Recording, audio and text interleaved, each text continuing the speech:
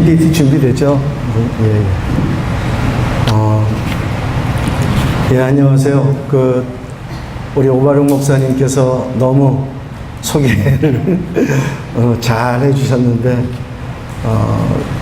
예루살렘에서 멜기세덱 하우스라고 하는 기도하는 사역을 지금 이제 횟수로 5년째 섬기고 있습니다. 전임 간사들로 구성되어 있는데 11명의 전임 간사들과 함께 공동체 생활을 하면서 이스라엘에서 이스라엘 회복을 위해서 또 한국 교회와 북한을 위해서 기도하고 또 전도하고 하는 일들을 그렇게 섬기고 있습니다. 특히 작년에 미스바 성회를 이스라엘 미스바 성회를 섬길 수 있도록 기회가 주어져서 영광이죠, 참. 그 일들을 통해서 아까 말씀드린 대로 이스라엘 한인 사회 안에 한인 사회라 그래봤자 비즈니스 하는 사람들이 없으니까 99%가 다 선교사님들입니다. 선교 사회 안에 하나의 바람이 불기 시작했죠. 이것은 모든 분들이 다 이구동성으로 부인하지 못하는 눈으로 벌어지고 있는 일들이니까 미스바가 끝나고 난 다음에 맨 처음에는 그냥 미스바를 위한 하나의 총무단들로 모이기 시작했던 선교사님들이 미스바가 끝나고 또 우리 대한민국의 그런 상황들이 어디로 튈지 모르는 그런 시간들 속에서 이때 우리가 이제 기도하자라고 하는 그런 외침들이 선교사님들 안에 일어나기 시작했습니다. 그래서 매주 목요일마다 예루살렘 중앙교회라고 하는 벤예후다에 있는 바로 그 교회죠.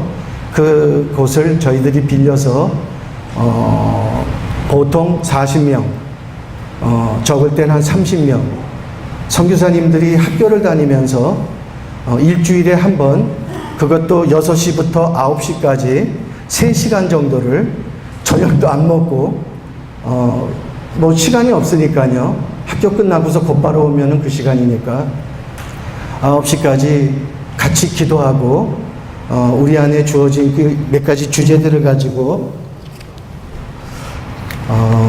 이렇게 합심해서 하나님 앞에 나간다라고 하는 것은 한국 분들이 들어오기 시작했던 어떠한 연대를 좀 보면 대략 한 30년 정도 되거든요. 30년째부터 한국의 이제 선교사님들이 한 분, 두 분 들어가기 시작하셨고, 한국 교회가 실질적으로 나오기 시작했던 어떤 시기는 한 15년 정도 이렇게 보고 있습니다. 근데 이제 가운데까지 선교사님들이 어떠한 교파나 또 사역이라는 것은 팔레스타인 사역을 하시는 분들이 거의 한 70% 정도 되고 한 30%는 유대인 사역을 하지만 이스라엘 사역을 한다는 분들은 대개가 우리 한인 선교사님들 안에서는 교단 파송으로 나와서 이스라엘 사역을 한다라고 하는 사람들은 온누리교회의 한 2가정 공개적으로 없고 다 거진 팔레스타인 사역의 주류를 이루고 있죠. 그러니까 나머지 유대인 사역을 한다는 선교사님들은 뭐냐면 다 독립적으로 소위 기도하신다는 분들이 따로 나오셔가지고서 그러니까 이분들은 어떠한 우리나라 제도권 교회에 파송을 받지 못하고 그냥 하나님께서 부르셔서 모든 자기의 일들을 그냥 정리하고 주님 말씀에 순종해서 오셔서 이스라엘에서 기도하며 계시는 분들이죠. 그러다가 보니까 이 두 부류가 사실상은 별로 그렇게 연합도 안 되고 또 서로를 인정하지 않죠. 또 존중하지 않죠. 여러분들 아실 것입니다. 교회와 또 그렇지 않은 교회에 속하지 않은 어떠한 기도하는 분들로 구성되어 있는 이런 분들이 독단적으로 들어와서 있기 시작했을 때 하나 되기가 사실은 굉장히 힘든데 이런 분들 안에서 특히 교단의 배경을 가지고 있는 선교사님들 안에 기도하는 일들이 일어나기 시작했습니다. 그리고 이제는 그 일이 조금 더 진전돼서 그 4월 달 정도에는 예루살렘 중앙교회, 또 예루살렘 교회, 이스라엘 한인교회, 거기에 7개, 예루살렘에 7개의 교회가 있는데 이 3개의 교회가 교회 연합 공동체, 교회 연합 협의회 공동체를 지금 만들려고 3 교회가 모이고 있습니다. 네, 이것을 또 우리 목요일 날 예배하고 기도하는 이제 저희 모임이 주축이 돼가지고 목사님들을 계속 그 자리에 또 세워서 메시지도 나누게 하시고 또 함께 기도하고 하는 일들을 통해서 점점 어떠한 연합에 진전된 그런 모습을 갖죠. 이것은 이스라엘을 회복하는 데 있어서 우리 한민족의 부르심이 중요하다고 하면 바로 그곳에 있는 선교사님들 안에 연합한다는 것, 그리고 함께 한 뜻으로 한 목소리로 기도한다라고 하는 것은 이것은 굉장히 중요한 일입니다. 예, 이것이 바로 한국 교회를 대표하는 것이죠. 예를 들면 한국 교회에서 많은 분들이 이스라엘을 왔다가 갑니다. 그러니까 그분들은 하나님께서 주신 어떠한 그런 사역들을 하는 것이지만 유대인들이 한국 교회를 보는 얼굴은 바로 거기에 있는 장기 선교사들이 한국 교회를 대표하는 얼굴들이 되지 않습니까? 그렇기 때문에 단기 선교와 장기 선교가 같이 이제는 한 그림 안에서 서로를 존중하고 연합하고 이 그림을 이루어가지 않으면 장기 선교사가 배제된 속에서의 단기 선교의 어떤 프로그램들, 이제까지는 그런 프로그램들이 사실은 많이 주류를 이루고 있었습니다만 이제는 우리가 좀 이런 것들을 뛰어넘어서 이곳에서 이제 이스라엘에 들어와서 하는 또 그 나름대로의 그 공동체들이 하는 그 프로젝트들과 이스라엘의 선교사님들이 그 일들을 함께 이제는 연합해서 가지고 나가는 일들이 되기 시작했을 때 정말 진정한 한국 교회가 어떤 부르심을 가지고 이스라엘을 섬기기를 원하고 또 우리가 누구인지 이것들을 그들에게 지속적으로 보여줄 수 있는 그런 사역이 되기 때문에 이 일들은 정말 중요한 기도 제목이고 또 이 일들은 우리가 멈춰서는 안 되는 것이라고 생각을 합니다. 김한식 목사님에게 정말 감사한 것은 미스바를 시작을 했을 때 물론 이스라엘을 회복하고 몇 가지 우리 안에 주제가 있었죠. 그런데 이 모든 것의 전제는 무엇인가? 이스라엘에 있는 한인 선교사님들 한 분 한 분들을 다 존중하고 그분들과 함께 이 일들을 하시겠다. 만약에 이스라엘 선교사님들이 여기서 안 하면 이 미스바는 하지 않는 것이나 마찬가지다. 이렇게 선언을 하시고 그리고 준비를 하셨던 것입니다. 시작은 조금 우리가 기대했었던 것보다는 작년에는 사이즈로 보면 그것이 조금 적긴 했지만은 그러나 정말 이것이 이제 씨앗이 되어서 이스라엘 안에 계속적으로 이제는 한인 선교사님들이 다른 것도 아니고 사역을 하는 게 아니라 모여서 기도하기 시작하고 있다는 것입니다. 이것은 하나님의 때에 정말 우리 안에 하나님 축복이라고 생각을 합니다. 이번 5월 달에 그 샬롬 예루살렘이라는 TV 행사가 있었습니다. 이것도 우리에게는 굉장히 중요하고 또 하나님께서 한국 교회를 통해서 하시는 일인 것은 틀림없습니다. 이분들이 미주에서 연 4년 동안 4번을 그것을 2년 단위로 했었죠. 이것을 계속 해오면서 사실은 미주에 있는 교회들과 연합을 할 필요가 없을 만큼 이 한 분 한 분들이 가지고 있는 어떠한 그런 전문적인 기능들이나 그런 역할들이 굉장히 출중했었습니다. 그러다 보니까 미주에서는 그게 통했죠. 근데 이번에 이스라엘에 들어왔을 때 이분들은 그때의 경험을 가지고 이스라엘에 있는 선교사님들의 어떠한 역할에 대해서는 맨 처음엔 그것을 별로 인정을 하지 않았어요. 그리고 당신들의 어떠한 그 인프라를 가지고 이 모든 것들을 할 수 있다라고 하는 자신감이 있었죠.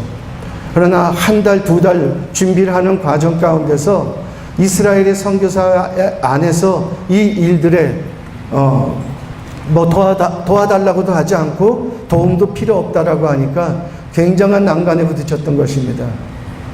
그리고 다시 그것을 인정하고 이스라엘에 있는 바로 그 교회들과 선교사님들한테 도움을 청했을 때 그때 저희들이 이 일들을 다시 돕기 시작해서 이번에 또 그 일들을 치러냈었던 것처럼 그래서 이스라엘 안에 바로 이 미스바로 말미암아 정말 놀라운 변화가 있다라고 하는 것을 먼저 말씀드립니다. 그래서 오늘 좀 나누고 싶은 그 에스겔 선지자와 그리고 또 하나는 엘리야에 대한 이 부르심에 대한 것들은 이스라엘의 선교사님들과 함께 기도할 때마다 하나님 이 마음들을 주셔서 이것을 함께 좀 풀어놓고 또 여러분들과 같이 이것이 이제 같이 공동적으로 연합해서 기도하는 기도 제목이 좀 되기를 원하기 때문입니다. 에스겔 1장 1절에서 3절 말씀을 보면 서른째 넷째 달 초닷새에 내가 그발강가 사로잡힌 자 중에 있을 때에 하늘이 열리며 하나님의 모습이 내게 보이니 여호와긴 왕이 사로잡힌 지 5년 그 달 초닷새라. 갈대아 땅 그발강가에서 여호와의 말씀이 부시의 아들 제사장 나 에스겔에게 특별히 임하고 여호와의 권능이 내 위에 있느니라. 이 말씀은 에스겔을 하나님께서 부르시게 되는 바로 그 배경을 지금 아주 간단하게 설명을 하고 있습니다. 근데 이 말씀 안에 참 아주 심오한 뜻이 있던 것을 봐요. 여기서 제일 먼저 서른째 해라고 했을 때 이 해석에 대해서 뭐 여러 가지가 사실은 신학적으로는 뭐 있긴 합니다만 이제는 많은 신학자들 그리고 특히 이스라엘의 랍비들이 이 말씀들을 가지고 나눌 때는 이것은 바로 에스겔의 나이를 얘기한다 라고 그렇게 얘기를 합니다.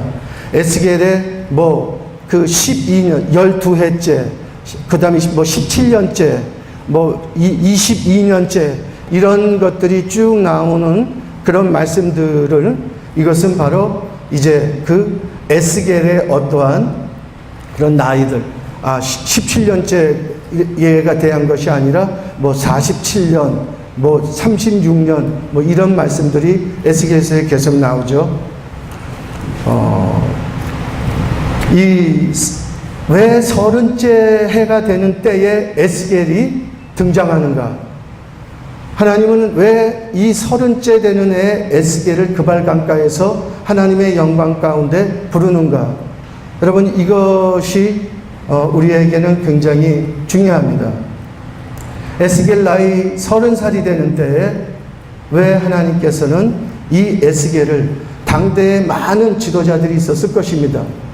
다 여호와긴 왕 때에 끌려왔다고 하지만 그러나 하나님께서 이 에스겔 아주 이 30살이라고 하면 청년이나 다름없는데 청년이 아닌 그 당시에 이스라엘을 대표할 수 있는 그런 제사장 그룹들이 이 당시에도 건재해 있었을 것이라고 생각합니다.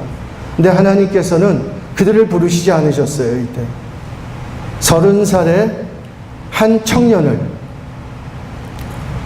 이제 부르셔서 하나님께서 당신의 이스라엘의 회복뿐만이 아니라 온 열방을 향한 하나님의 바로 이 마스터 플랜, 이 경영을 이제 부탁하십니다. 그래서 이것에 대한 얘기를 좀 나누도록 하죠. 연도적으로 얘기를 하면 에스겔이 여호와긴 왕과 함께 끌려왔다라고 되어 있는 이 단서는 바로 2차 그 바벨론 포로로 끌려갔던 연도를 얘기를 합니다. 1차, 2차, 3차가 있는데 바로 2차로 끌려온 그 연도가 597년이 되는 것입니다. BC. 여기 뒤에 있네요. BC 597년에 여호와긴 왕이 끌려왔다라고 하는 것이 모든 신학자들이 가지고 있는 성경에 대한 해석이죠. 그러면 이제는 그가 30살이 되었다라고 하면은 597년에서 이제 5년이 지난 겁니다. 그러니까 BC 592년이 되는 해를 가리키는 겁니다. 아울러서 1차 침공은 BC 605년에 있었습니다. BC 605년에 여호와김 그리고 이때 다니엘과 세 친구 성경에 나오죠. 성전에 있는 모든 기명들을 다 이것을 몰수히 빼앗아 가는 일들이 있었을 때 에스겔은 그러면 1차 침공 때 나이가 17세가 되는 겁니다. 그리고 2차 침공 때 나이가 열왕기하 24장 10절에서부터 있는 말씀의 배경입니다. 이때가 바로 에스겔 25살이 되는 나이였어요. 그리고 참고로 3차 침공은 이스라엘 예루살렘이 함락되고 예루살렘 성전이 완전히 무너지게 되는 바로 그때를 에스겔의 나이가 36살에서 37살의 바로 그 시기로 보고 있는 것입니다. 이때가 우리가 잘 알고 있는 BC 586년 시드기야 왕 11년째 되는 해에 이제는 있었던 바로 사건들이죠. 여러분 이 1차로부터 3차까지의 시간이 19년, 이거를 개월수까지 더하면 20년이라고 하는 시간이 걸립니다. 바벨론의 힘으로 단 한 방에 예루살렘을 주저앉힐 수 있었던 그 당시에 그 어떤 군사적인 아니면 국제적인 상황에서 왜 20년이라고 하는 이 시간을 1차 침공하고 2차 침공하고 나중에 3차는 완전히 주저앉히는 이런 일들이 있었게 됐었을까요?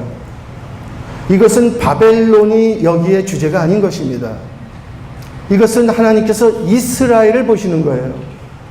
20년이라는 시간을 통해서 하나님께서는 수많은 선지자들을 보내시고 이스라엘 백성들이 하나님의 그 언약의 말씀 앞에 엎드려 그들이 순종하고 다시 그 마음을 돌이키도록 하는 하나님께서 이스라엘을 기다렸던 시간들인 것이죠. 지금도 우리 대한민국은 마찬가지라고 생각합니다. 하나님께서 마음을 먹으신다면은 벌써 우리 안에 무슨 일이 일어나도 일어날 수밖에 없는 정말 그런 칠흑 같은 상황이지만 하나님 계속 이 말씀들을 통해서 우리 한국교회 그리고 기도하는 성도들을 통해서 하나님 이때 우리를 나오게 하시기 위한 그런 시간이라고 생각이 듭니다. 어떻든 25세의 에스겔이 여호와긴 왕과 함께 끌려왔다. 그런데 그 5년이 지난 30년이 되던 해에 그발강가에서 하나님께서 에스겔을 부르셨다라고 하는 것입니다. 그러면 왜 30살에 불렀을까? 왜 30살에 불렀을까?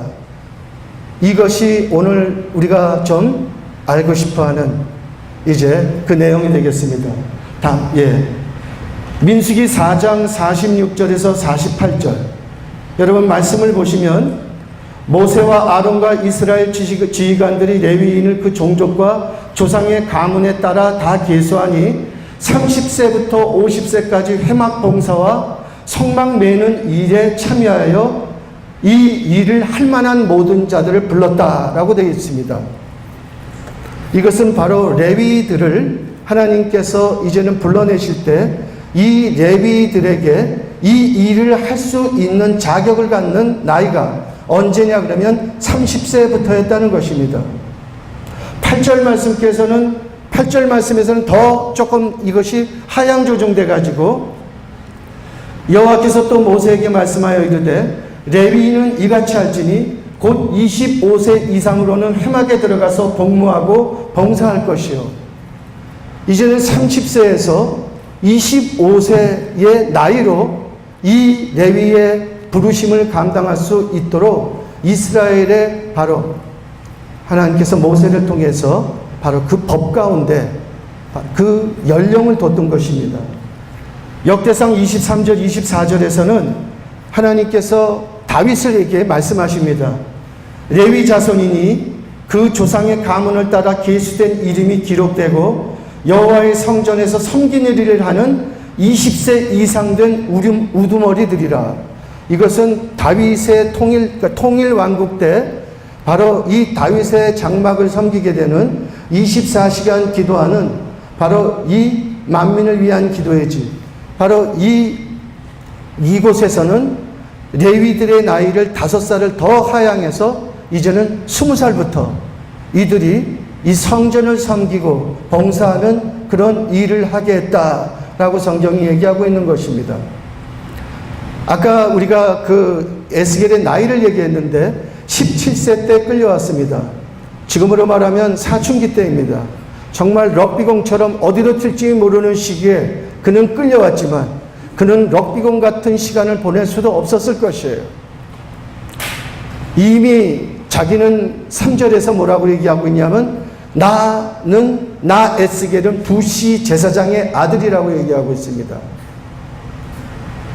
이 사독 계열의 제사장의 아들을 부시의 아들을 얘기를 하고 있는데 또 이것도 해서 어디에서는 굉장히 이 부시라고 하는 제사장은 그 당시에 미천한 별 볼 일 없는 제사장의 가문이었을 것이다 라고 그렇게 얘기를 하고 있는 해석이 있습니다. 그러나 이건 잘못된 것입니다. 여러분, 여호와긴 왕과 함께 제사장들이 끌려올 때 별 볼 일 없는 사람들이 절대 끌려오지 않아요. 왕과 함께 제사장들이 정말 끌려올 때는 그때 어떠한 굉장한 그 중심적인 권한을 가지고 있는 그런 사람들이 끌려왔을 거라고 우리가 얘기할 수 있는 것이죠. 또 이것 또한 이스라엘의 그 랍비들은 이 계열이 이 사독 계열의 바로 이 부시 제사장의 가문이 이 얼마나 그 당시에 아주 좀 중심적인 위치에 있었는가를 얘기를 합니다. 어떻든 그런 부시의 아들 에스겔이라고 한다면 이 사람은 벌써 그 어머니 뱃속부터 제사장입니다. 그리고 그 제사장 에스겔은 이 제사장의 부르심을 감당하기 위해서 어릴 적부터 교육을 받았을 것이고 그런 종교적인 그리고 또 그런 가르침 가운데서 살았을 것입니다. 17세가 되는 바로 그때 가장 정말 꿈을 가지고 이제는 자기 앞날에 대한 이 부르심을 감당하기 위해서 그가 이제는 서 있어야 될 그 나이 때 나라가 1차 침공을 당했습니다. 그리고 그가 25살이 되는 성경에 나와 있는 정말 제사장의 그 적정 나이에 그가 끌려오고 만 것입니다. 그리고 그는 그발강가에서 살았습니다. 그리고 30세가 되는 해까지 그는 아무것도 하지 못하고 그때까지 자기가 꾸고 있었던 그 제사장을 통해서 자신의 이 부르심을 감당하고자 하는 이 모든 것들은 다 그냥 무너지고 말았겠죠. 절망적이었을 것입니다. 이스라엘이라고 하는 이 나라가 굉장한 위기 가운데 있는 역사이기도 하지만 이 에스겔이라고 하는 제사장에게 있어서는 이제는 자신의 그 모든 하나님께서 주신 부르심들이 이제는 완전히 두동강 나버리고 어떤 것도 소망을 가질 수 없는, 여러분 얼마나 많이 기도했겠습니까? 이 청년이. 많은 거짓 선지자들이 일어나서 이스라엘이 곧 회복될 거라고 그런 소리들이 계속 만연했을 때마다 거기에 귀를 기울일 수밖에 없을 것이에요. 왜? 이제는 자기가 제사장으로서의 이 직임을, 준비한 직임을 감당해야 되는데, 여러분 성전 없는 제사장을 생각해 보셨습니까? 목회지가 없는 목사들을 생각해 보셨어요? 사역지가 없는 선교사들을 생각해 보셨습니까?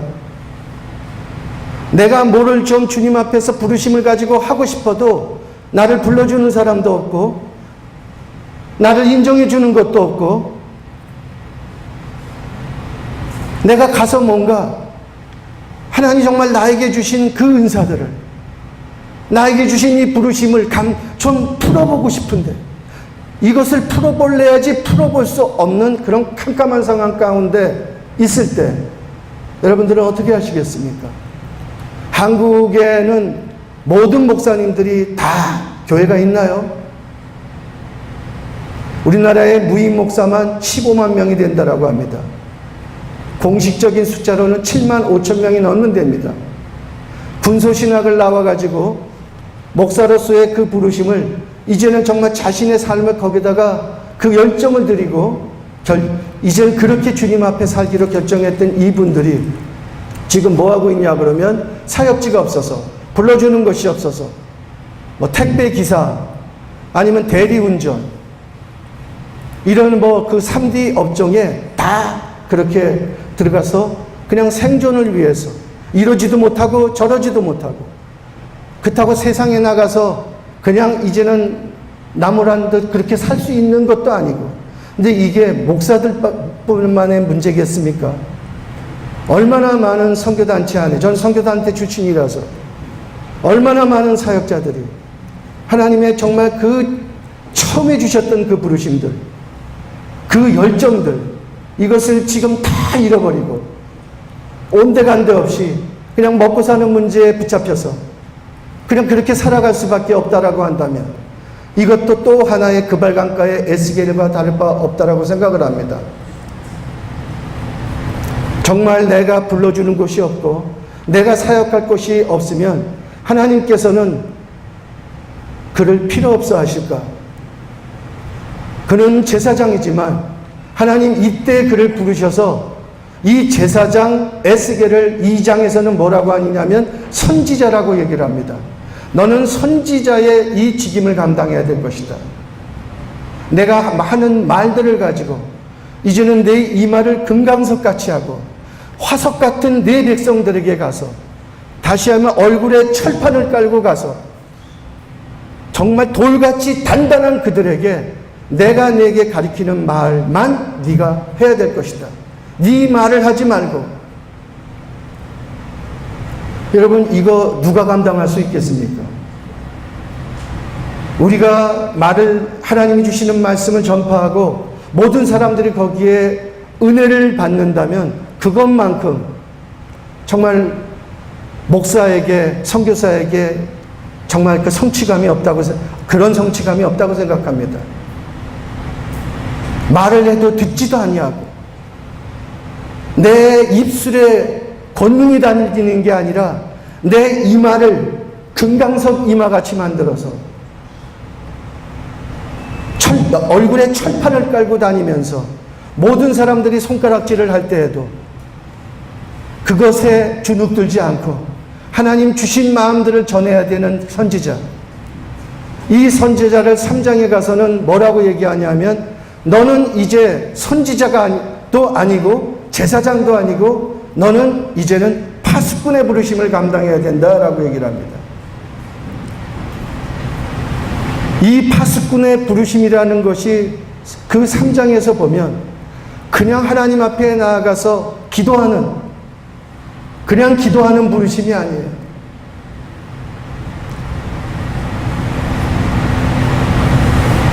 어떤 사람에게 네가 이제는 하나님의 그 말씀을 전했는데 그가 듣지 않는다고 치자.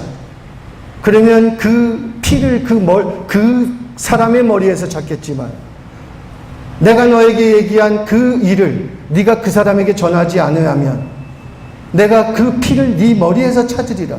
이게 파수꾼입니다. 여러분 이거는 목사 무슨 제사장 선지자보다 이런 손해나는 짓을 누가 합니까? 내가 하고 싶을 때 그냥 말씀을 좀 전하고 내가 기도하고 싶을 때 좀 기도하고 내가 바쁠 때는 그냥 대충 넘어가고 이러면 좀 할만한데 하나님이 하시라고 하는 것을 내가 그것을 하지 않을 때 그 피를 내 머리에서 찾겠다라고 하는 목숨 걸고 하라는 것입니다. 목숨 걸고 하라는 것이에요. 이런 손해보실 짓을 누가 하겠냐는 것이죠. 이것을 에스겔에게 말씀하고 있는 것입니다. 여러분, 저는 나이 30살에 헌신해서 한 5년 정도를 선교단체에서 잔뼈가 굵은 사람입니다. 그리고 나중에 제가 목사 안수를 받고 신학을 하고 그리고 선교사로 그렇게 살아가고 있습니다. 그러니까 저는 사실은 어떻게 보면 엄밀히 말하면 비제도권에 있는 사람이에요. 굳이 단어를 가지고 좀 얘기하자면 마이너리티라는 것입니다. 우리가 메이저리티, 그 교회 제도권 안에 있는 그런 목사님들, 그러나 또 제도권 안에 있지 않은 바로 이런 마이너리티들, 비제도권에 속하는 바로 이런 사람들, 저는 그런 사람으로서 그냥 뼈가 그렇게 굵은 사람이에요. 하나님께서 에스겔은 제도권에 있었던 사람입니다. 철저하게 거기에서부터 훈련을 받아왔고 그것이 자신의 전부로 여기고 살기로 결정했고 그렇게 또 배워온 사람입니다. 하나님은 그 제도권을 흩어내시는 거예요. 그래서 이 에스겔을 통해서 이제는 그 제도권 안에 있는 그 사역이 아니라 하나님이 말씀하시는 이 파수꾼의 부르심, 예루살렘을 세워 온 세상에 찬송받으시기까지 그로 쉬지 못하게 하는 하나님의 기억하는 자, 이 파수꾼의 부르심을 그는 그발강가에서 감당하라고 하는 것입니다. 국가가 가장 위기에 처했을 때 그냥 내가 기도하고 싶을 때 기도하는 것이 아니라 목숨 걸고 기도하는 일들을 바로 이 제도권들이 바로 지금의 우리나라의 이 국가 위기 앞에서 이런 자들로서 하나님 설하는 것이라고 저는 생각합니다. 그래서 이스라엘에서는 바로 한국 교회의 모든 제도권들이 이때 우리 안에 있는 그 모든 넥타이와 모자들을, 계급장들을 다 떼어내고 이때 주님 앞에 이렇게 나와 이 파수꾼의 부르심을 감당하는 바로 목사님들, 교회들이 될 수 있게 해달라고 그렇게 기도합니다. 여러분, 또 하나는 엘리야에 대한 얘기입니다. 예, 다음 거를 좀 보여주시겠어요? 예, 그 전에.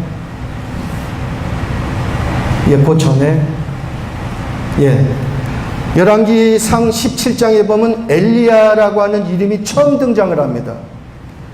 길앗에 우거하는 자 중에 디셋 사람 엘리야가 아합에게 말하되 내가 섬기는 이스라엘의 하나님 여호와께서 살아계심을 두고 맹세하노니 내 말이 없으면 수년 동안 비도 이슬도 있지 아니하리라 하니라. 여러분, 여기서 우리가 이스라엘의 가장 위기 가운데 있었던 바로 이 하나님의 사람들을 불러내실 때 이 엘리야는 빼놓을 수 없는 단골 위에 들어가는 그런 사람이에요. 여러분, 이 사람이 제도권에 있는 사람입니까? 당대의 그 중앙무대에서 모든 사람들이 다 인정하는 배경을 가지고 그렇게 자라온 사람이 아니에요. 길앗에 우거하는 디셉 사람이라고 하는 것은 지금은 요르단 땅입니다. 저 북쪽이에요. 길앗이라고 하는 바로 그 지경이 암만에서도 한참 위에 올라가 있는 땅입니다. 갈릴리하고 비슷한 바로 그 위도를 가지고 있어요. 거기에서도 디셉이라고 하는 동네에 우거한다. 여러분, 성경을 보면 거주한다는 것과 우거한다라고 하는 것에 대한 단어가 다르게 나옵니다. 우거한다는 것은 나그네들, 순례객들, 뭔가 정말 어떠한 터 위에 자신의 그 안정감을 다 거기다가 두고 살아가는 사람들이 아니라 언제나 개나리 보찜들을 메고 살아가야지 되는 그런 삶을 얘기하는 거예요. 디셉에서 우거하는 바로 이 엘리야라고 하는 이 사람을 하나님께서 선지자로 세웠을 때 이 사람은 우리가 보통 얘기하는 마이너리티 중에서도 마이너리티예요. 근데 이 사람을 북이스라엘 아합 왕에게 가라는 것입니다. 사람이 없어서. 그 당시에 얼마나 많은 똑똑하고 이 일들을 가지고 나갈 수 있는 사람이 있겠어요. 그러나 아합 왕에게 가라는 건 아합 왕에게 좋은 말을 하라는 게 아니라 이제 수년 동안 이 땅에는 비도 이슬도 내리지 않는다는 것입니다. 우리는 이 말씀에 대해서 비에 대해서만 알고 있어요. 그런데 성경에는 이슬에 대해서 얘기하고 있습니다. 여러분, 그 야고보서 5장 17절에 보면 엘리야는 우리와 성정이 같은 사람이로되 그가 비가 오지 않기를 간절히 기도한즉 3년 6개월 땅은 땅에 비가 오지 아니하고라고 하는 말씀을 여러분 아시고 계실 것입니다. 3년 6개월이라고 되어 있어요. 그러면 이 말씀을 가지고 열왕기상 17장에 엘리야가 1년 중 언제 등장하는가, 이거를 먼저 잠깐 얘기하려고 합니다. 이게 이 엘리야를 부르시는 하나님의 의도의 바로 키워드이기 때문입니다. 3년 6개월 동안 비가 오지 않는 땅, 언제였을까? 1년 중에.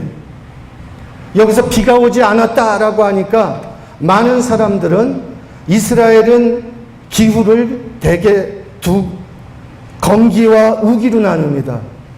그래서 이 건기를 가리켜서 이제 그 6월절기가 시작되어지는 바로 4월 초부터 이제는 바로 초막절기가 시작되기 전 9월까지를 건기라고 얘기를 합니다. 그리고 반대로 우기는 초막절기부터 정확하게 시작이 돼가지고 6월절기 전까지, 보통 9월 초순부터 시작이 돼서 4월 초순 전까지 이 사이를 우기라고 합니다. 근데 여러분, 우리는 이것을 그냥 건기와 우기로 얘기하지만 바로 이 말씀 안에 정확하게 이스라엘의 3대 절기가 들어갑니다. 6월절로부터 오순절을 거쳐 초막절 전까지를 건기라고 하는 거예요. 그리고 우기는 초막절로부터 시작을 해가지고서 이제는 그 6월절 전까지를 우기라고 하는 겁니다. 이 안에 있는 이 절기들은 어떤 것을 얘기를 하는 거냐면 이스라엘에서는 그냥 자동 반사적으로 이 절기들은 추수기를 얘기하는 겁니다. 6월절에는 보리타작을 합니다. 그리고 오순절날에는 밀타작을 합니다. 그리고 초막절기에는 모든 과실들을 다 수확하는 그런 타작마당이 열리는 시기예요. 우리는 그 추수하면은 뭐 우리의 소산을 얻는 어떤 소유론적인 개념을 얘기하지만 이스라엘은 추수를 그런 소유론적인 개념도 물론 있지만 제일 먼저는 결산이라는 단어와 동의어로 사용합니다. 그래서 이 추수라고 하는 것은 자기를 돌보는 시간이에요. 우리는 보통 12월 31일 날 송구영신 예배 때 잠깐 동안 우리가 한 해 동안 어떻게 살아왔나를 하나님 앞에서 좀 점검하고 결산하는 시간들 갖고 그 다음에는 내년에 대한 것들에 대한 그 계획과 포부를 주님 앞에 가지고 나가 기도하지만 이스라엘은 그들이 이 3대 절기 동안 하나님 앞에 나올 때 멀리 갈릴리에서 6월절을 세러 온다고 하면은 6월절기 일주일을 세기 위해서 보통 열흘 전부터 내려와야 돼요. 올라가는데 열흘 하게 되면 보통 한 달이라고 하는 시간을 허비하게 되는 겁니다. 3대 절기를 예루살렘에 그들이 내려오면은 한 달에 석 달이라고 하는 시간은 공중에 그냥 떠버리는 거예요.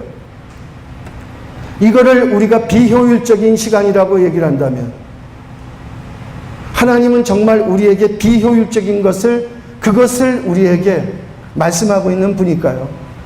여러분, 결산이라는 건 뭘 얘기를 하는 걸까요? 자기를 점검한다는 것은 이것은 1년에 3번을 이 절기 안에서 자신을 성찰해내는 겁니다. 이것을 1년만 하는 것도 아니고 10년만 하는 것도 아니고 죽을 때까지 매년 1년에 석 달 이상의 시간들을 하나님 앞에 나아가서 자신을 결산하는 그 시간들 가운데 두면서 주님 앞에 나아가 주님의 시간표, 하나님의 그 시간표가 우리가 살아가고 있는 이 카렌다의 시간표와는 다르다고 하는 것을, 그 절기라고 하는 뜻이, 그 모에드라고 하는 뜻이 그런 뜻 아닙니까? 하나님의 시간표. 어떻든 지금의 이 3년 반 동안 비가 오지 않았대요. 그런데 18장에서 보면 비가 이제 오는 장면이 나오죠. 그럼 비가 언제 왔을까요? 여러분, 비가 언제 왔을까요? 비가 6월절에 왔을까요? 오순절에 왔을까요? 초막절에 왔을까요? 물론 하나님은 오순절 아니라 6월절에도 비를 내리시는 분입니다. 그러나 정확하게 이스라엘은 초막절에 옵니다. 하나님께서 3년 반 동안 비를 내리시지 않다가 비를 내린다면 6월절에 비가 온다라면 농사는 다 망하는 거예요. 아무리 흉작이 들었을 때의 농사일 망정. 이 비는 정확하게 하나님의 질서와 순리를 따라서 초막절에 오게 되어 있는 것입니다. 이 비가 초막절에 왔다라고 한다면 3년 반 동안 비가 오지 않았다 그러면 그 시작이 어느 절기부터 시작이 되었을 것인가? 3년 전에서 6개월을 빼게 되면 그것은 정확하게 6월절부터 시작이 되었던 것입니다. 여러분, 6월절부터 이슬이 내려요. 이스라엘의 강수량의 30%가 이슬로 채워지는 것입니다. 이스라엘의 강수량이 1년에 얼마다 그러면 거기에 30%가 이슬입니다. 그런데 이 이슬이 내리는 시간이 이스라엘의 태양이 장렬하는, 정말 너무나 뜨거워서 헐떡댈 수밖에 없는 지금 바로 이 여름을 통과하는 시간이에요. 비는 그리고 여러분 보이는 겁니다. 비는 하나님의 이 역사 가운데 모두가 눈으로 볼 수 있는 것이지만, 이슬은, 이것은 아침에 일어나면 바로 해가 뜸과 동시에 이슬은 다 말라버리고 마는 것이에요. 하나님께서 엘리야를 바로 이 6월절 때부터 말했다면, 이 말씀은 정확하게 얘기하면 수년 동안 이슬도 비도 있지 아니하리라 라고 그렇게 순서대로 나와야 되는 것입니다. 맨 먼저 이슬부터 들어오지 않았다는 것입니다. 우리는 비가 굉장히 중요합니다, 물론. 그리고 이 열왕기상 17장에 나오는 엘리야에 대한 얘기에는 비부터 시작이 된다라고 생각을 하는 거예요. 그러나 이스라엘 백성들에게 하나님께서 말씀하시는 것은 비에 대한 것이 아니라 이슬에 대한 겁니다.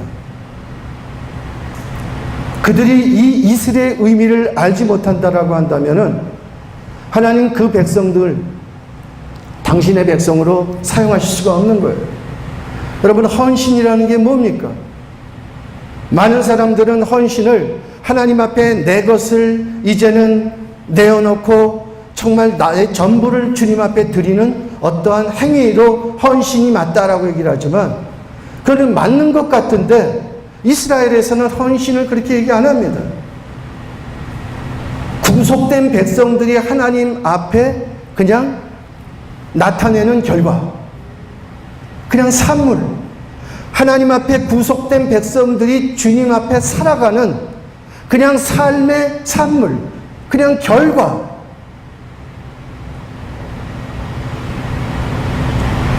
그래서 우리가 보통 얘기할 때 히브리적 관점과 헬레니즘적인 관점의 이 차이를, 여러분, 이걸 우리가 알아야 되는 거죠. 히브리적인 관점에 가지고 있는 포인트를, 이걸 정의하면 뭐냐면 결과가 중요하지 않은 거예요. 결과는 그냥 과정으로부터 살아가는 가운데 드러나는 한 보이는 산물에 대한 얘기예요. 근데 헬레니즘적인 관점은 과정이 중요하지 않아요. 수단과 방법을 가리지 않고 결과만 좋으면 되는,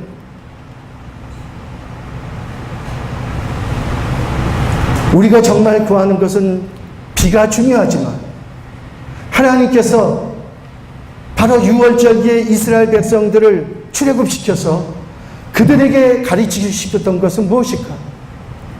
왜 히브리서에서는 저 출애굽할 때 하나님 앞에 순종하지 않은 그 강팍한 바로 그 출애굽 백성들을 벤치마킹하지 말라, 그들을 본받지 말라, 그들을 거울 삼지 말라, 너희의 마음을 다윗이 오늘날 너희들에게 말한 것처럼 오늘날 하나님의 그 음성 듣기를 원하노라. 너희의 마음을, 이것이 그 광야에서 이스라엘 백성들이 그 실패한 것에 대한 것들을 얘기할 때 뭐가 문제였었나? 지금의 이스라엘은 뭐가 문제인가? 그것을 회복하기 위한 한국교회가 이제 나가야 된다면 우리가 이슬을 모르는 사람들이 그들에게 정말 이 이슬의 부르심이 회복되게 해달라고 할 수 있는 문제일까요, 이게? 매일 문제만 있으면 불부터 부어달라고 하늘문을 여시고, 물론 여러분 그것은 필요한 것이지만, 그래서 여기서 얘기합니다. 여러분 호세아 14장 5절에서는 하나님이 당신은 누구라고 하냐면 나는 이슬이라고 얘기를 합니다. 내가 이스라엘에게 이슬과 같으리니 그가 백합화같이 피겠고 레바논 백향목같이 뿌리가 박힐 것이라. 그 백향목이 여러분 얼마나 좋은 건축자재입니까? 이 건축자재는 뿌리가 박힐 때 이 나무가 정말 쓸 수 있는 그 건축자재로 세워지는 것인데, 이게 언제 자란다고 돼 있어요? 비가 올 때 자라는 것이 아니라 이슬이 내릴 때 자란다고 돼 있어요. 이 백합화가 매일매일 길에서 피는 그 이유도 이 뜨거운 여름날 이슬이 부어지기 때문이라고 얘기를 하고 있는 것입니다. 그래서 이 호세아서 1절에서 보면 14장 1절이 호세아서 마지막에 대한 말씀입니다. 이 북이스라엘 선지자 호세아가 바로 이 북이스라엘 하나님 이 백성들에게 얘기할 때 제일 뭐라고 얘기하냐면 너희들은 이제는 마음을 돌이켜라. 돌이키되 조건이 있다. 뭐냐? 말씀을 가지고 내게 돌아오라. 그냥 감정 가지고 돌아오라는 얘기가 아닙니다. 눈물 좀 흘렸다 그래서 주님 앞에 돌아왔다는 게 아니에요. 이제는 바로 하나님의 그 말씀, 하나님의 말씀을 붙들고 내게 돌아와야 된다는 것입니다. 그래서 바로 너의 그 입술에 열매를 짓는 여호와께 네가 구하라는 것입니다. 그리고 너는 이제는 내 입술에 열매를 짓는 자가 되라는 것이에요. 여러분 이것은 아까 얘기했었던 바로 우리가 점검하는 것, 결산하는 것, 추수하는 것, 이 타작마당을 펼치는 것에 대한 얘기입니다. 입술의 열매라는 것은 여러분 살아가는 것에 대한 열매를, 그 고백을 얘기를 하는 것이에요.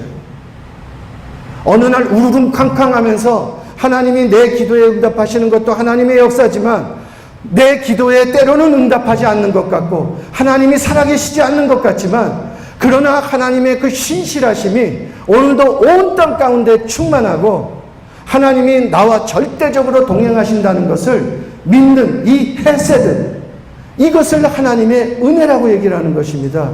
우리는 하나님의 은혜를 그냥 공짜로 받는 것, 내가 노력하지 않아도 공짜로 주어지는 것을 그냥 은혜라고 얘기하지만 물론 그것도 은혜입니다.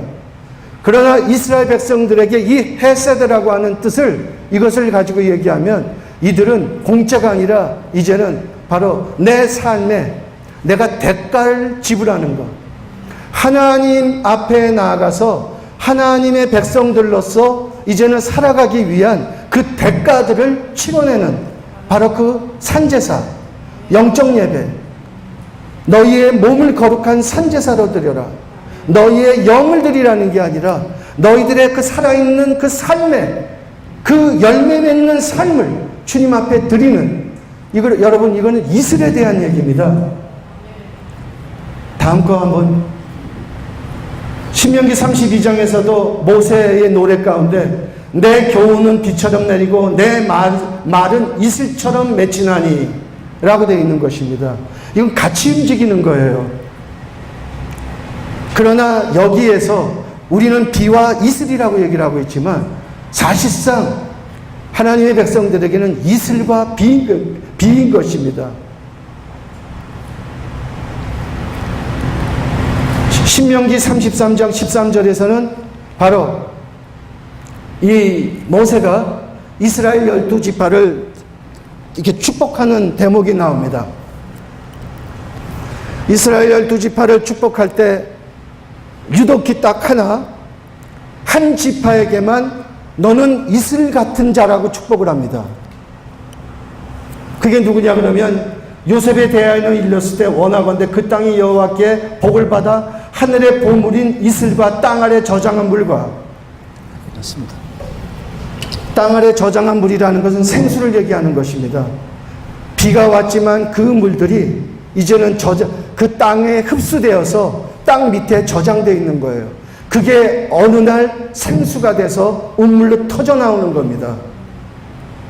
여러분, 이 생수와 같은 하나님의 은혜, 그리고 바로 이슬, 뜨거운 여름날 지치지만 정말 다 팽개치고 싶고, 정말 하나님이 내 기도를 듣고 있나, 하나님이 지금 살아계신가, 도대체 가늠한 우리나라 상황을 봐도 그렇고 나의 지금의 어떠한 여러 가지 그런 환경들, 조건들을 봐도 그렇지만, 그러나 그 안에서도 하나님 그분이 나의 목자가 되시기 때문에 내가 부족함이 없다라고 고백할 수 있는 진정한 동행. 여러분, 그 동행을 고백하는 것은, 그것은 바로 이 이슬의 복을 우리가 부어받아야 되는 것이에요. 이것이 이스라엘을 회복하는 것입니다. 창세기 27장 28절과 27장 39절에도 이삭이 야곱에 대해서 기도할 때 나오는 내용입니다. 28절은 하나님은 하늘의 이슬과 땅의 기름짐이며 풍성한 곡식과 포도주를 내게 주기를 원하노라. 하나님은 하늘의 비와 라고 하지 않고 하늘의 이슬과 라고 얘기합니다. 그래서 그 땅의 기름짐, 그 풍성한 곡식과 포도주가 바로 너에게 그 기름 풍성케 되기를 원한다. 너를 가리켜서 야곱, 너는 바로 하나님의 이슬의 복을 받은 자다. 그런데 에서가 난리가 났습니다. 야곱에게만 축복을 하고 자기에게 축복을 하지 않은 그 아버지한테, 아버지에게 나도 축복해달라고 머리를 막 디밀어서 39절에 축복을 받는데 이렇게 나옵니다. 그 아버지 이삭이 그에게 대답하여 이르되 내 주소는 땅의 기름질에서 멀어질 것이고 내리는 하늘 이슬에서도 멀어질 것이다. 여러분, 에서는 부자입니다. 그 후에도 그 소유론적인 가치 안에서는 그는 부자로 살았어요. 그 시편 말씀 가운데 이런 말씀이 있죠. 내가 너희들의 간구를 들어줄지라도 내 영혼을 파리하게 하겠다. 정말 우리가 하나님 앞에서 살아갈 때 나의 기도 제목은 무엇인가? 내가 주님 앞에 오늘 정말 내 상황과 환경과 상관없이, 여러분, 우리가 그런 예배가 우리 안에서 이제는 구구절절히 부어진다라고 한다면, 이스라엘을 회복하는 것은, 이거는 이제 당연한 것이죠. 그래서 이스라엘을 회복하는 것은 어떤 구호나 어떤 플랜카드나 어떤 깃발을 흔들어서 되는 게 아니라는 것입니다. 이건 삶에 대한 얘기예요. 그래서 단기 선교사들과 장기 선교사들이 함께 이 일들을 서로 존중하면서 이제는 그 땅의 삶으로 얼굴을 드러내는 사람들은 거기 살고 있는 사람들이잖아요. 그런데 우리가 이 일들에 대해서 이것을 함께 가져가 주지 않는다면 뭐가 이스라엘을 회복했다는 거겠습니까? 아무리 와서 무슨 일들을 하더라도. 여러분, 그 이스라엘의 지금 이 얘기는, 엘리야는 아까 얘기했던 마이너리티입니다. 그런데 그가 그냥 마이너리티이기 때문에 자기가 원하는 기도만 하는 게 아니에요. 여러분, 17장 말씀 가운데서 보면, 18장 말씀 가운데서 보면, 그가 그 갈멜산에서 기도할 때 어떻게 기도해요? 그 제단에 12돌을 쌓아놓고, 그래 놓고 그 30절에서는 뭐라고 얘기합니까? 온 이스라엘의 무너진 제단이 수축되어지도록 기도한다는 것입니다. 여러분, 이 엘리야는 북이스라엘 선지자예요. 북이스라엘 선지자는 북이스라엘만 위해서 기도해도 되는 것입니다. 우리가 왜 열방을 위해서, 이스라엘을 위해서 나 아닌 하나님께서 주시는 그 부담감을 가지고 기도해야 되겠습니까? 이게 마이너리티들이 뛰어넘어야지 돼. 이젠 정말 삶으로 가지고 나가야 돼. 바로 이 안에는 온 이스라엘의 무너진 제단에 다시 한번 수축되어지도록 이것을 기도하는 것입니다. 이것은 뭐냐면 우리가, 엘리야가 혼자 하는 게 아니에요. 엘리야는 그것을 자기 혼자 하려고 그럴 때 실패했던 것입니다. 이세벨의 그 공갈 앞에서, 협박 앞에서 그는 시내산까지 도망갈 수밖에 없는 그런 삶이 성경에서 곧바로 나오는 것입니다.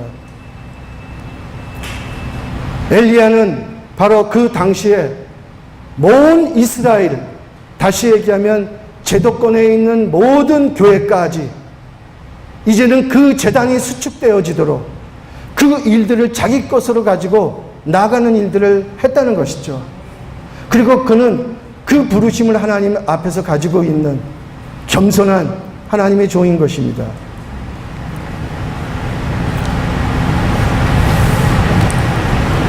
그냥 마지막 말씀을 보고 끝내겠습니다. 우리가 잘 아는 보라 형제가 연합하여 동거함이 어찌 그리 아름다운지, 그 아론의 머리에서부터 이제는 수염을 타고 옷깃에 떨어지는 기름 같고, 이 기름 부으심은 바로 헐몬에서부터 내리는 이슬이 모든 온 시온의 뜰을 덮는 것 같다. 이스라엘에서 이슬이 제일 많이 내리는 곳이 네게부 광야입니다. 그 메마른 광야, 아직도 개간되지 않은 이스라엘 백성들이 실패했었던 바로 그 찐광야, 가데스 바네아가 있는 땅, 하나님께서는 바로 그곳에 매일 그 이슬을 붓는 것이에요.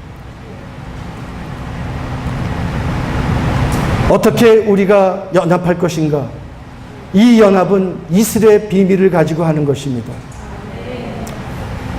110장 3절, 주의 권능의 날에 주의 백성이 거룩하서 옷을 입고 즐거이 헌신하니 새벽이슬 같은 주의 청년들이 주께 나오는도다.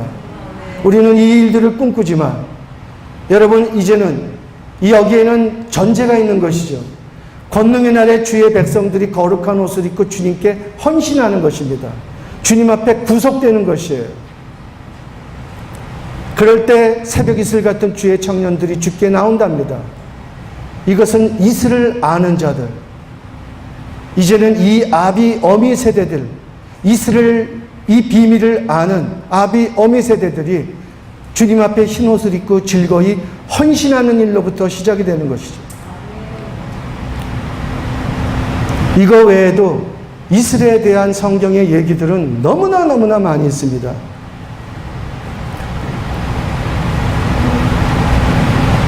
저는 이때 우리 한국교회가, 이제는 바로 우리 이 미스바가 한국교회에 이제는 정말 그 은나팔 같이, 은나팔 한 번 불 때 천부장이 모이고 두 번 불 때 온 회중이 소집되어지는 것처럼 이제는 하나님 그 나팔을 부는 바로 그 부르심들을 바로 가지게 할 것인데, 이제는 하나님께서 그 신년의 나팔을 부는 일들로 삼으실 것이고, 이것은 김한식 목사님께서 작년에도 오셔서 계속 이 얘기를 하셨었습니다. 이것은 우리가 광야에서부터 이제는 그 일들을, 이스라엘이 실패했던 것이 무엇인지, 이제는 우리가 하나님께서 불러주신 이곳 가운데서 이 일들을 회복해 나가는 것입니다. 그리고 우리가 기도하는 것이에요. 그리고 우리가 함께 연합하는 것입니다. 내 상황과 환경을 떠나서 함께 기도하겠습니다. 여러분, 기도하고 싶은 것은 아까 제가 에스겔의 얘기를 했지만 에스겔이 성경에 언제 죽었다라고 하는 연도는 나와 있지 않습니다. 그런데 에스겔서가 끝나는 것과 동시에 이제는 스가랴, 학개, 여호수아 대제사장, 스룹바벨, 여러분, 이런 사람들이 누구의 가르침을 받고 나왔겠습니까? 하늘에서 뚝 떨어진 사람들이겠습니까? 그 후에 에스라, 에스더 같은 이 사람들이 이제는 그 바벨론 포로의 유수에서 나올 때 이들이 분명히 청년 때든 어릴 때든 어떤 사람의 가르침을 받았을 것입니다. 에스겔이 그들을 가르쳤다는 말은 없지만 하나님이 한 사람의 정말 이 파수꾼을 통하여서, 목숨 건 파수꾼을 통하여서 온 열방을 경영을 맡기셨던 것처럼, 그래서 그때 이 스가랴 같은, 학개 같은 선지자들이 성전을 회복하고 이 스룹바벨, 여호수아 대제사장 같은 사람들이 이때 부르심 받고 나오는 것 아니겠습니까? 그때 그 나이들은 아주 어린 소년이었을지 모르지만 이것은 저는 에스겔이 그 당시에 그발 강가에서 이 부르심을 감당했기 때문이라고 여겨집니다. 이 시간에 함께 우리가 기도하고 싶은 것은 우리 한국교회 안에 많은 자신의 이 사명과 부르심을 잃어버리고 이제는 주님 앞에서 눈에 보이는 것들, 또 먹고 살 수밖에 없는 중요한 것이지만 그러나 하나님께서 그들에게 주신 가장 이 고귀한 가치들을, 이것을 다 원수들에게 탈취당하고 살아가는 분들이 너무나 많습니다. 다시 한번 이때에 이제는 그 하나님의 백성들이, 그리고 하나님의 약속을 가졌지만 이제 그것으로부터 식상되어진 그 모든 자들 가운데 다시 한번 그들이 모일 수 있도록 여러분, 우리가 응답하를 불면서 이때 함께 주여 일창하고 기도하겠습니다. 주여!